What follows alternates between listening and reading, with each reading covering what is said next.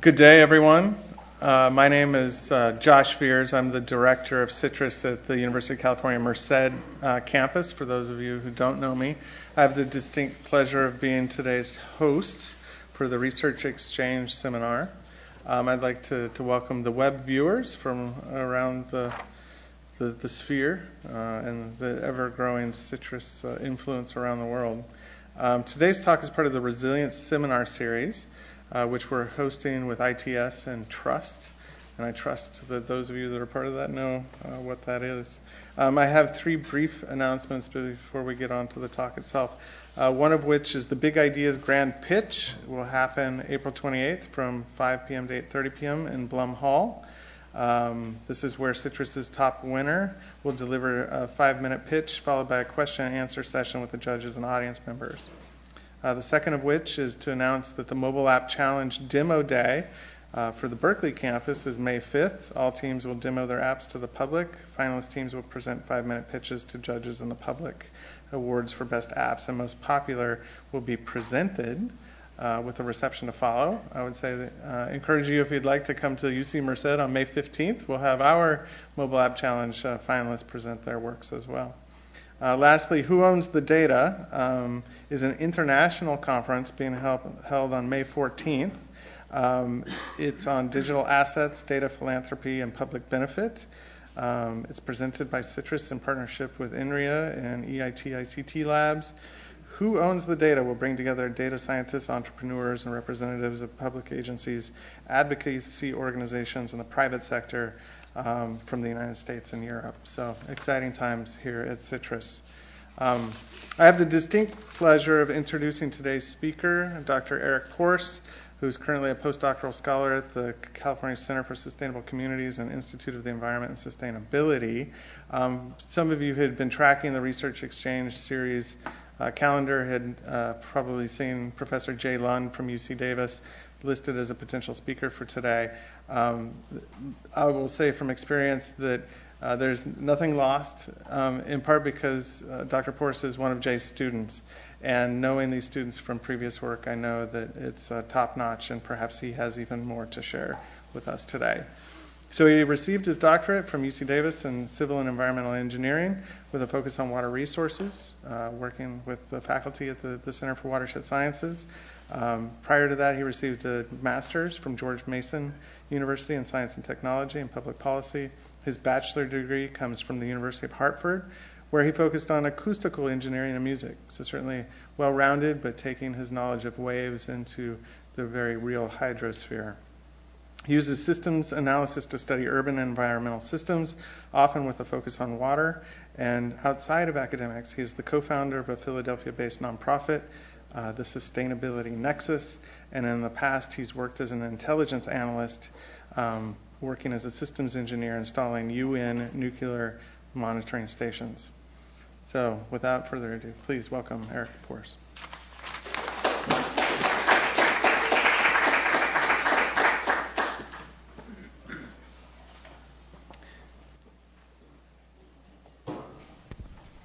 Thanks, Josh. I appreciate it, and I appreciate the opportunity to be here. You can maybe think of me today as younger, more athletic, slightly better-looking Jay, perhaps. I'm not sure.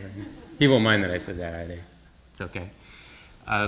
As Josh mentioned, I'm at UCLA now in the Institute of the Environment and Sustainability, and the work you'll see today kind of goes along with a whole team of folks that I work with and have the pleasure to work with. So I work in Stephanie Pinsettel's lab in the California Center for Sustainable Communities, and also with Madeline Glickfeld, director of the Institute for Water Resources there, Mark Gold, who's in the leadership of the Institute, and also collaborators at other schools too. So Colorado School of Mines, Terry Hogue, Diane Pataki, University of Utah, all collaborate with Stephanie on a whole series of grants. And we have sort of have this umbrella of different grants looking at water management in Los Angeles for the future. So you'll see some of that today. I'll talk a little bit about that, but also kind of mention some other themes as well. Talk a little bit about complexity science and how that kind of relates to the idea of resilience, the namesake of the series. And then also chat a little bit about, for the case of Los Angeles, how that kind of fits into where we kind of see water and managing water and water scarcity going. So I live in Sacramento. I'm down at UCLA, but I have only been in California for about 4 years or so. Came out to do school, and so being a bit of kind of a ethnographer, I still sort of see this as a bit of a foreign country sometimes. And while I've been here, it's been kind of a constant set of challenges, crises, whatever you want to say. So when I arrived, my friends from the East were making fun of me for coming out to a place that was about to financially implode. It didn't in 2010, 2011. And now they're sending me cases of water to go along because they think we're running out of water, and we're sort of managing that. But I send them back, whenever I get one of these, I send them back a 12-pack of almonds, California candied almonds, and I tell them they owe me in terms of the exchange. And this kind of, these cycles where we go through these challenges we face, we have to understand if it's going to be the new norm or if it's going to be just the set of challenges faced by a very large state and a very diverse state. And in one of those in particular is managing water and water scarcity. So when we look at this today, we'll kind of see what this maybe means in the context of resilience. But first, since looking at the focus of citrus, you might just ask for cities, what exactly do we want to use information and data for? And you can think of a whole host of potential applications, many of which we do already to some extent, but there's lots of energy and excitement about the opportunity for data to improve water management, urban water management over lots of areas. So you can think of pipe flows and for sewage and surface waters. Leak detection is very popular right now. New mandates from the state to better understand leakage in different municipal water systems. Certainly water quality, whether you're talking about in pipes for drinking water or in streams for habitat quality and so forth. You can think about for stormwater and groundwater a whole series of uses, and we'll focus a little bit on this today. But considering you need to know retention and infiltration, you need to know actual values of amounts of water in the groundwater basins. Stormwater outflows, monitoring those for water quality, especially during storms and runoff. And then just rates of runoff and recharge. Thinking more environmentally, irrigation in cities, using landscapes, certainly an opportunity for water conservation, and then just rainfall and soil parameters as well. And then finally, maybe one thing we don't necessarily think about is institutionally. What are the transfers of water between institutions? And in the case of Los Angeles, this gets very complex very quickly. And so data helps to figure out what's going on.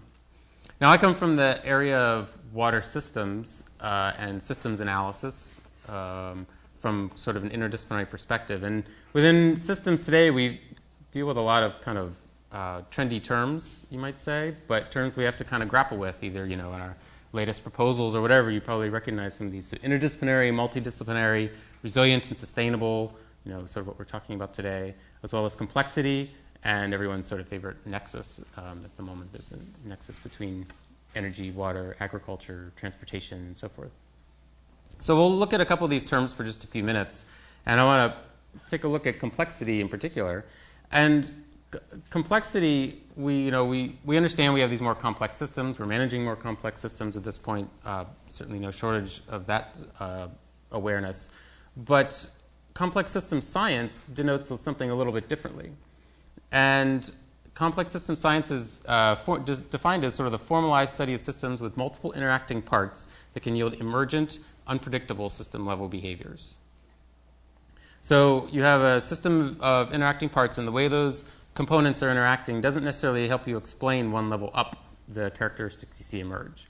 And this sort of complexity science has been, on track for several decades. Sort of began in material science, maybe thermodynamics a little bit. And now it's moving to a lot of different areas, a lot of different fields, sort of a sea change across lots of academia. And you could certainly think about lots of applications in biology and medicine.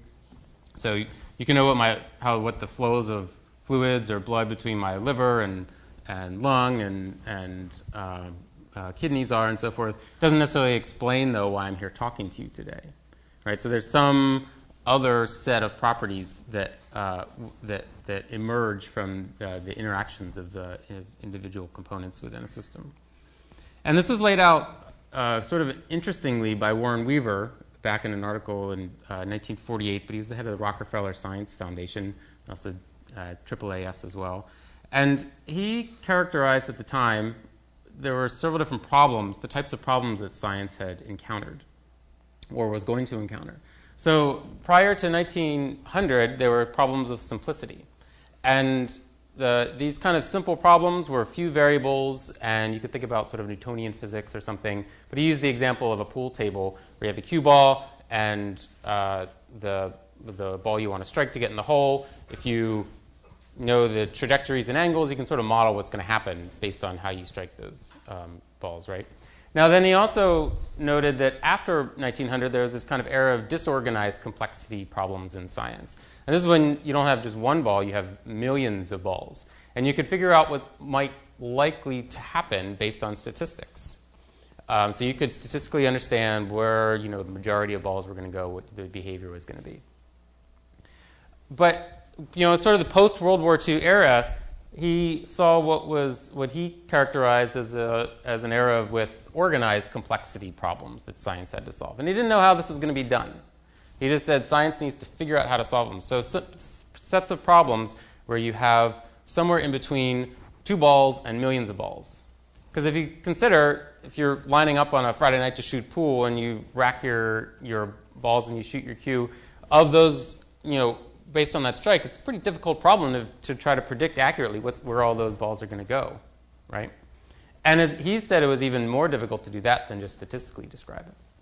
So he didn't know how this was going to be done. He's pointed to the new field of operations analysis within World War II, figuring out logistics problems. And he said the interdisciplinary teams were the ones who figured that out. And he was pretty impressed by this model. He also said new tools of, quote, computing would help with this, right? Computing in 1948. Well, it was sort of prescient to kind of think about this and frame it. And he said that in the next decades, this is what science is going to have to tackle. So in water resources, we end up tackling this a lot when you have different systems that all contribute to water management. And this is a nice graph by a researcher at Kent State, Brian Castellani, and I like it a lot in terms of all the different areas that complexity science is moving into. And like I mentioned before, it's a bit of a sea change across lots of academia. Because, say, for us in water systems, we're solidly in system science engineering for sure. We deal with sort of river flows and so forth, kind of the calculus tradition, atmospheric, types of problems, chaos, fractals, and such. We use a little bit of algorithms, such as evolutionary algorithms and such for us as well. A little bit of network science, depending upon the realm, sort of on the cusp, you might say. But then you also see in water resources us trying to absorb how to, say, model people, and whether we're going to be able to do it or not. The agent-based modeling in here. And sometimes you see use of these sorts of models or approaches, and you don't necessarily know why it's different than before, right? And so agent-based modeling, it's just a different way of thinking about how you're describing the system, and that the interactions of all these components down here will lead you to things you don't understand and predict. And it's kind of difficult when then we want to try to calibrate what you can't predict. So it creates a bit of an issue. But also over here, sort of on this line, you see visual complexity data science, certainly relevant for what we're kind of talking about today. Now, related to complexity, if you look back at those terms, it's also resilient. And this is a fun term. I sort of like this term a lot because it allows you to go a lot of different ways. And resilience has a lot of different conceptions across fields. And in engineering, we often think about it in terms of stability. So if you have a system you design for, or you can think about it very simply as a spring, when you push that, it moves to some possible state. But what we really want is for it to come back to where we were had it designed for, right? Because we have a lot of money at stake here, and we build our institutions around managing this and such, right? So we also have in kind of the policy realm, you might consider, since sort of the terrorism issues came to the forefront, sort of a hardening and security idea. And it's certainly, as well, resilient cities and such now moving into sort of climate. We want to make sure we're coming back to the normal of what we can recognize.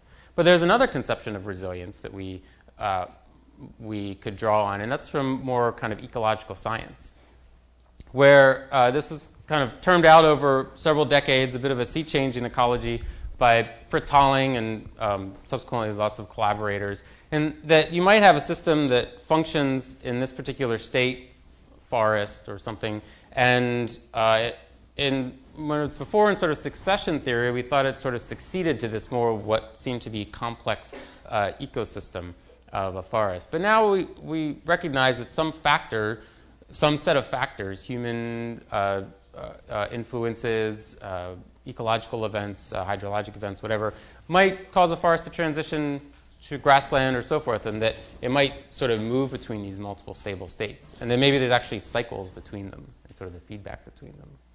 So all this is sort of related to the idea of resilience and thinking in complex systems and such.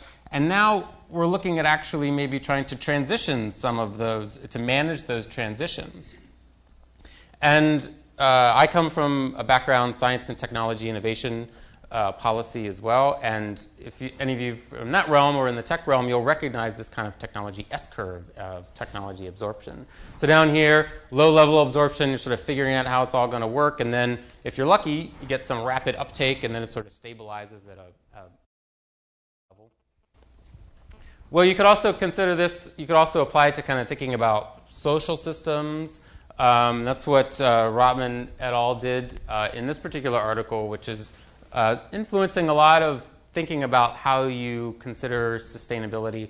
How could we figure out the particular levers to push the system through kind of a nonlinear change up to a state which we want, say, a different type of energy fuels mix or whatever.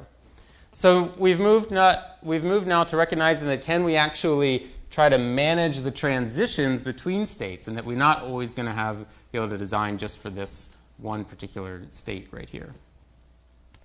But this presents a pretty significant problem for infrastructure in cities, because urban infrastructure is what you might term sticky, if you're coming from an economics background, or path dependent, another term you might use, and that you build a system, tends to be capital intensive. You have to figure out how to manage it effectively, so you build up a set of expertise and institutions to do that. And then it's more likely that that's going to perpetuate the use of that. So you're sort of, you can either say you have you're burdened by the decisions you've made before, or you just simply must live within the sets of decisions you made before in terms of what you have available to do now. And urban infrastructure, it's not an iPhone, right, necessarily. It's not a rapidly absorbable commercial consumer technology. And we have to kind of consider that as to where we would judiciously use new technologies and new sciences in the deployment of this. Now, there have been instances where we had pretty rapid transitions, say chlorination, infiltration technologies in the early 20th century. There was a time and a place, and it was right, but it happened within the context of the social and technological trends of the time. And we always have to remember that when we're thinking about technology and what we can have opportunities to apply. Now we'll look a little bit here, maybe try to bring this down to how you would actually do any of this if you're managing water in cities, right? And I work a lot on Los Angeles at the moment, so we'll talk a lot about that. But you might think about Los Angeles in the context of an arid climate city where it's going to be facing significant water scarcity challenges in the future. So I worked in Mexico City a little bit, studied Mexico City a little bit as well. Another, challenging, it has a lot of challenges facing to it. Plenty of cities around California will be facing the same sorts of issues going forward. Now, we all know lots about water in Los Angeles, right? So if we start from Chinatown and then move on quickly from there, we know lots of stories. But in general, the region, there isn't kind of one Los Angeles, and that's what I'll mention several times today, is that the region is sort of, in terms of climate and geology, it has limited surface water resources. There are rivers that flow. Those were used, the water was developed and diverted by sort of around 1900 in the Los Angeles and San Gabriel rivers. But there is a lot of rainfall that happens in the mountains that surround the coastal plain. Now, the coastal plain may get 10, 12 inches of rain, depending per year. 1 to 5 storms a year is pretty much what they have for surface water.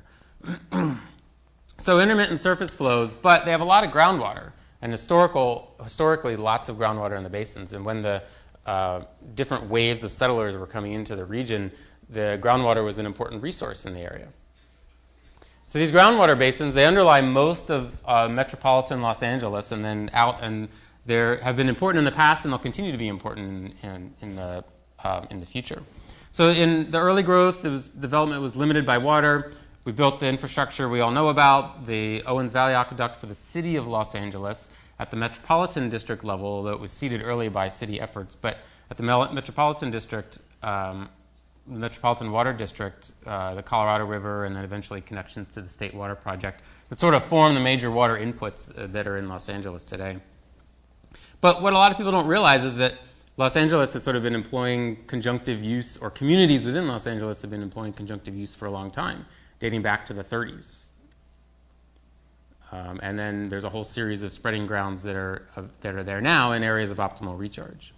And then somewhere around the Mono Lake decision, 82, 83, at least a kind of a change in awareness that conservation has to be prioritized a bit more, and we see a continuous march towards interest in conservation, in addition to maintaining the current system and all what they have to do in terms of the current infrastructure and water supply. And what this is really all about is you're attempting to transition a very complex system, because there's not one Los Angeles. The institutional architecture, as Stephanie calls it in LA, is immense for water.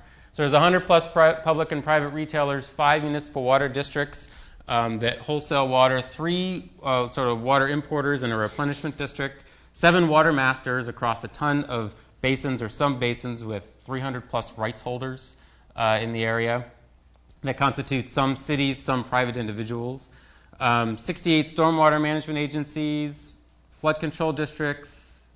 This is a complex system of a lot of interacting institutional parts for sure. What kind of data is reported through these? Well, you have groundwater pumping. It moves up from the individual pumpers up to the water master level, and those are public records, and you can go online and find those. Urban water management plans, the California state mandate, any of the larger investor-owned utilities, any of the cities are reporting this to the extent that you can sort of use that data. Sometimes maybe take it with a grain of salt in the projections. Looking at recharge, that you can go on and see what the recharge rates are in the basins, and also the surface flows as well. So there is a fair amount of data that's already collected.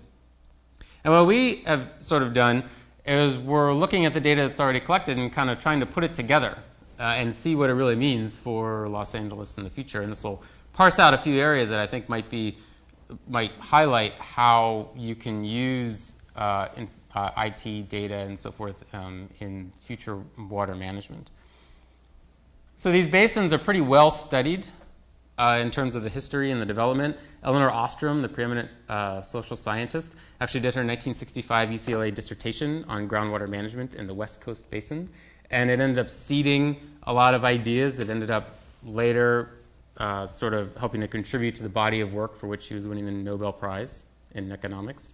And then her student, Bill Blomquist, who's at Indiana, we chat with Bill, and he's a really nice guy and really smart as well. He's sort of written the book on the development of what they call the adjudicated basins. And so by adjudications, they had to figure out how to divide up the waters amongst the pumpers within a basin.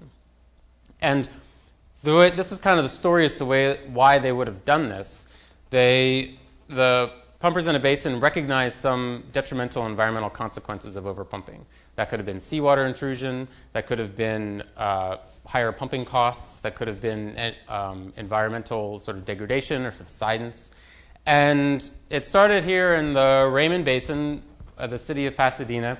And the way they figured out to be able to kind of rule over all these people who could claim overlying rights, which would be kind of maybe the equivalent of riparian rights, is to get together as many pumpers as possible, sort of formulate some kind of agreement, and then institute it and get it set into law through the courts.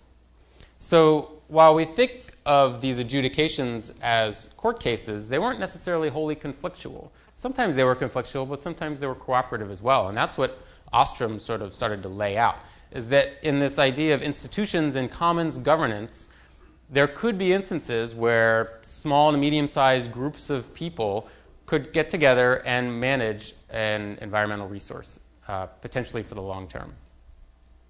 And it's a really kind of an interesting concept. These are pretty sort of remarkable achievements, and now being looked at in terms of the statewide groundwater management in the area. But again, you see there's lots of different Los Angeleses. So up here in the Ulara basins, these are 4 basins put together, but this is primarily city of Los Angeles, but also Burbank and Glendale sort of areas. You have a lot of pumpers here in the central basin. This is the largest number of pumpers. Down here in the West Coast basin, fewer, but still a lot. Main San Gabriel, also a large number. And as I mentioned, Raymond has very few number of pumpers, but the city of Pasadena is a large one. And again, thinking about, or keeping on this theme of diversity, where do different retailers in Los Angeles get their water? And how does this affect then the choices that they have available to them? So within all the water retailers, this is a map laid out by Debbie Cheng, who was a postdoc sort of before me, and then we took the urban water management data and inserted it to look what areas get water from where. So you see groundwater, there are some communities that get a lot of groundwater, a lot of their total water usage from groundwater, whereas the city of Los Angeles here is only getting maybe about 10 or 11% from groundwater. It depends on the year and what the extraction availabilities are. Now, on the flip side, over with imported water, you see that the city of LA very heavily imported at the moment. And this sort of plays into their overall goals and can help or hinder to restrict the options they have available to them in figuring out this scarcity question. And then beyond groundwater, how does groundwater link, because we all want sort of integrated management and so forth, how does this whole picture come together? That's what we're looking to try to put together. And there are some really interesting links that then relate back to data and information technology. So with the cities of southern Los Angeles County, some of them are water retailers, some of them are not. But cities are on the hook, either individually or jointly, for stormwater management plans. And in those stormwater management plans, they have to say how they're going to manage their point source and non-point source pollution. And a very popular way of doing that right now, coming from national levels all the way through the state down, is through the use of best management practices, low impact development, you may have heard some of these terms, swales, this sort of business, right? So what's the motivation for a city to do this, other than being told you have to do this, right? If they can infiltrate some of that water into the groundwater basins for later use, then there's a real motivation, and actually ends up becoming a little bit economically motivating as well. There are institutional questions, different divisions manage these different types of water sectors, but at least the motivation could be there. But if you don't have groundwater rights, then it's more difficult to potentially justify how you spend money on these stormwater measures if you can't get access to the groundwater later. So you see the linkages in here. And so cities want to know how much water is going in. Now, in the large recharge basins in Los Angeles, they're pretty well monitored. The Met contributes to maintaining them. Other districts contribute to maintaining them because they've been taking data for a while to know what the recharge rates are. And they know where the water flows and such. But in this kind of distributed picture, it's much more difficult to know. And this kind of serves as a motivation for some communities who have recognized the value that relates back to the institutional structure. So again, you're looking at this holistic more sort of picture. So the city of Los Angeles is by far out in front in developing what they call a stormwater capture master plan, where they want to capture every drop of water they can. And if you look at the LA County flood control district numbers, you look at the column sheets for recharge basins, there's literally a column that's labeled waste to the ocean, and it's always 0. Now, I'm not sure if that's really the case, but it is there anyway. So the LA City is looking at this stormwater capture master plan because if they can sink water into their basin, they have Pueblo rights to be able to use it. And they have the San Fernando Basin is fairly large. It's one of those Ulara basins. But at the moment, there's agreement, at least maybe 2009-ish or something is written, sort of a, kind of evolving, where the few pumpers in the area got together, and the water master said, look, we have all these accrued storage rights here because you've been getting credits for supposedly putting water in, but the water's not actually there as far as we can tell. So you need to wait till the basin area is recharged before you can get access to it. So this then motivates the cities in that area to say, all right, well, if you can sink it, then we can use it later. And these groundwater basins then kind of will serve increasingly as sort of the substitutes for surface water storage in the future. So this stormwater capture master plan, as laid out by the 2010 Urban Water Management Plan, by 2035, looking at maybe 4% or so, 25,000 acre feet. That was the original goal. But there's a much more kind of aggressive look at this, and it's sort of a contractor city-led effort. And they're thinking maybe, if it's really good, 200 to 300,000 acre feet potential. And this constitutes a much larger percentage of the overall total water use. So it could be a real potential source, but then you get at how do you manage it? And what do you need to be able to manage it? And so you have these different types of approaches. The centralized approaches, these are spreading grounds in the Montebello forebay, sort of in between the upper and lower basins. And then you also have the potential for distributed areas, which could have lots of different benefits, health and urban amenities and things like that. Here, we're tracking the data to know what's going into the ground. Here, we're not, and so then it becomes much more difficult challenge to say, well, we can justify paying for it. Now, there is some pretty cool work going on. I mentioned I'd highlight at the Arid Lands Institute, which is at Woodbury University. Peter Arnold sort of spearheading a pretty neat project to think about prioritizing money for this kind of approach based on understanding where water will recharge, how fast it will recharge, if it recharges into a contaminated plume, all this sort of thing that data can help contribute. So you might think about a couple of different approaches for this kind of prioritization. If you have $2 billion to spend on green infrastructure, where do you do it? You could look at what available data sources are there, but there's a problem too that in urban ecosystems they're highly altered. The soils might not be, what were originally surveyed, and so you might not get the amount of recharge you'd want. A second approach might just be build a bunch of green infrastructure and statistically figure out whether you're getting recharge over the long run. That could be an expensive error, or it could work. And then a third might be to think more about using distributed sensor technology in order to help figure out what the recharge rates are and to monetize it. Now, this question is sort of dual-faceted. So you might have this centralization or decentralization of infrastructure and technology at the top, or you might also think about it in terms of how you're managing it and the governance. So if you had a central system that was a centralized system, sort of stormwater pipes and so forth, that was controlled centrally, sort of what we think about now, expert-based institutions, you can probably manage data at particular points of interest and so forth. But if you're thinking about centrally managing a distributed system, it becomes more difficult. Because what happens if, a particular property, X or Y property, there's a failure, the city doesn't have the manpower to go out and be able to look at those all the time. So they may think about IT and sensor-based landscape monitoring to figure out if the, kind of the runoff and recharge that's there. But if you think about a decentralized system managed in a decentralized way, sort of landowner responsibility, and there's a lot of motivations to do this, because then the cities don't, if they put it in their codes, they don't have to pay for it necessarily. In that kind of instance, how would you consider management, ensuring management? Well, you might not necessarily, the expert-based institution may not be managing it, but instead you'd want the sensor-based technology to identify and let the owner know that their system isn't working. And oh, by the way, we're also sending a work ticket to the city, and they now know too, so you better fix it. So you have to think about how it's governed as to the effective use of the technology in sort of these urban systems. As I mentioned, we're kind of doing the systems perspective at UCLA and looking across all these different kind of sectors of water, and hopefully kind of putting it all together.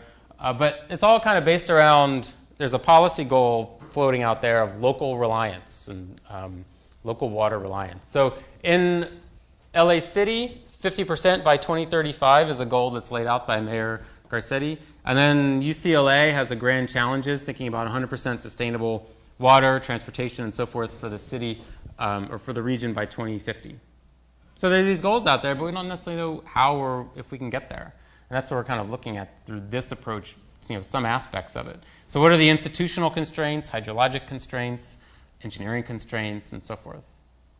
To help kind of guide, what sort of issues you'll be facing if you're considering this.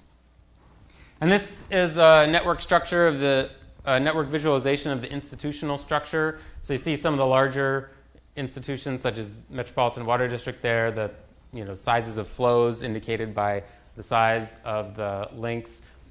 Nice visualizations, but it's more about the data structure underneath to help you kind of examine this problem.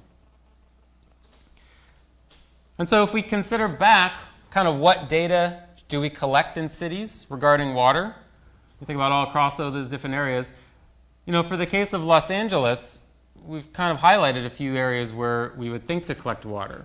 Recharge rates, groundwater plumes, contamination, potentially leakage rates as well. There's a lot of interest in that. But anytime you're looking at using technology, you have to think about it in the context of larger systems. And so what are those larger systems? It's the institutions and the people, and also the biophysical parameters as well. So the institutions and the people, you have a whole system of groundwater rights. You have a system of institutions who have historical interactions informally, plus also formalized interactions between Met and all the underlying municipal water districts and so forth. You're managing data collecting, moving, understanding how water is flowing through all those. And the biophysical characteristics, the size of the groundwater basins, the amount of storage there is available, where plumes are, where they're moving. And as you consider beyond Los Angeles, you understand that this data collection question, I think, becomes kind of region or place-based, right? It's very regional specific.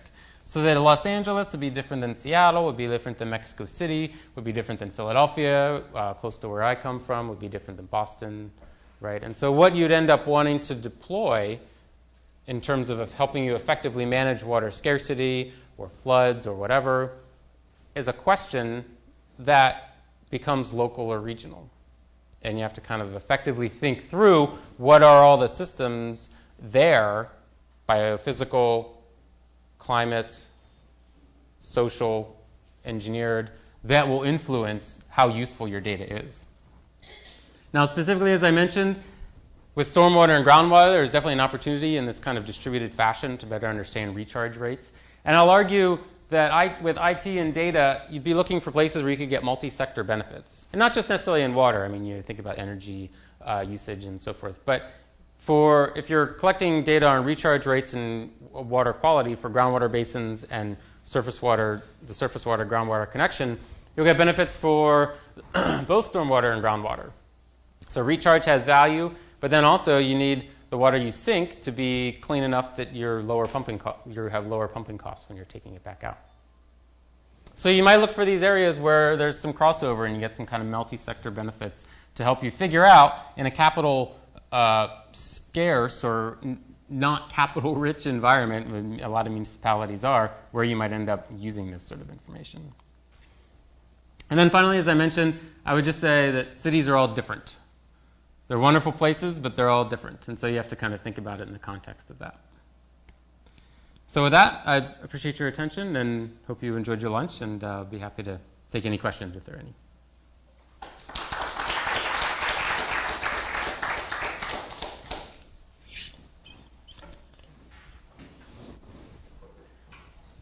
If you can talk loudly, maybe. There's a mic coming, I guess. So. Yeah.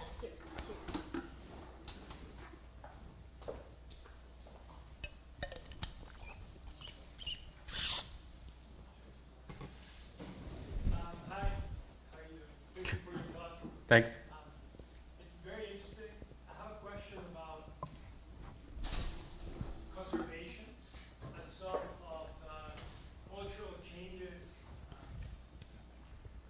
that the city of Los Angeles might be taking for households, for example, to go to dry composting toilets or recycling water within the households. There's like a data-driven approach, and there's a conservation approach that's driven by culture changes. Can you talk a little bit about that? Sure. I didn't touch on that at all here just based on time, but there's plenty of opportunities to improve that both with technology and use. I think when you're considering local, very decentralized or household strategies for reuse or treatment or anything, sensor technology becomes very important because you have to ensure sort of water quality, that your systems are operating. And sort of in my experience, we as humans aren't that great at maintenance. We love the initial, the excitement of building and constructing and so forth. And sometimes that maintenance is, my kid's crying, or I'll get to that tomorrow, I swear, this weekend, and then, I forgot about that. So there's a lot of sorts of issues. If you're capturing gray water for use as irrigation outside, how long is the water sitting in that tank? The water that has nutrients in it, especially in a hot climate, or at least moderately hot climate, Mediterranean climate that's down there, contamination issues and such. And then something that I've seen a little bit of research, I don't think we've sort of hit it on the head, but it's a really hard distributed problem to think about when you irrigate with gray water, what's the contaminant loads and so forth in the soil and the plants, and then are people using that for gardens or whatever else, right? Edibles and such. And I think that we'll get there. The more and more research we do, we'll start to put this together, and there's plenty of smart people who are working on it. And I think the story will be positive that we can move to more of these kind of approaches. In terms of compost toilets and such, I think it takes a lot of energy to do that, right? Because there's a lot to do. And maybe there's services and so forth that spring up in the commercial end to help with that. But in any case, I think that the use of data and data collection, whether it's monitored nonprofit or city or something, will help with that a bit. And we do see that in Los Angeles, Tree People and several organizations trying to help move homeowners towards thinking about conservation and better landscapes.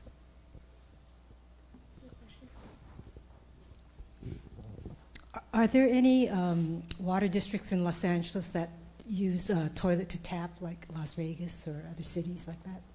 Most of the recycled water in Los Angeles is going for recharge or non-potable uses.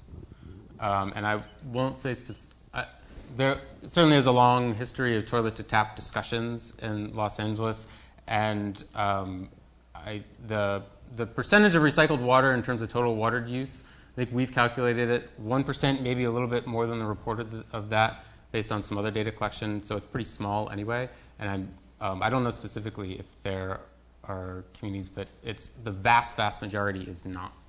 It's non-potable uses and recharge. Yeah, in terms of the recent mandates to reduce water, especially in urban contexts around California, and potentially, I don't want to get too far into policy, but potentially the ruling on Monday in terms of tiered water rates, which LA was about to roll out a 4-tiered system. How does that, influence your point of view on this and your work? Yeah, far be it from me to comment on the same catastrophic case. I think, it's sort of funny. I'll answer your question using an analogy. When the groundwater basins were first adjudicated, you had this whole overlying structure of water rights, right? And there was laws, riparian rights, and surface water laws, and then the equivalent of riparian rights would be overlying rights.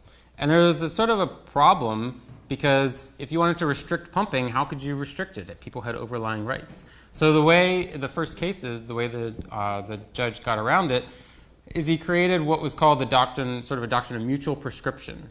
And it said, he said at some point we have to figure out when the basins went into overdraft.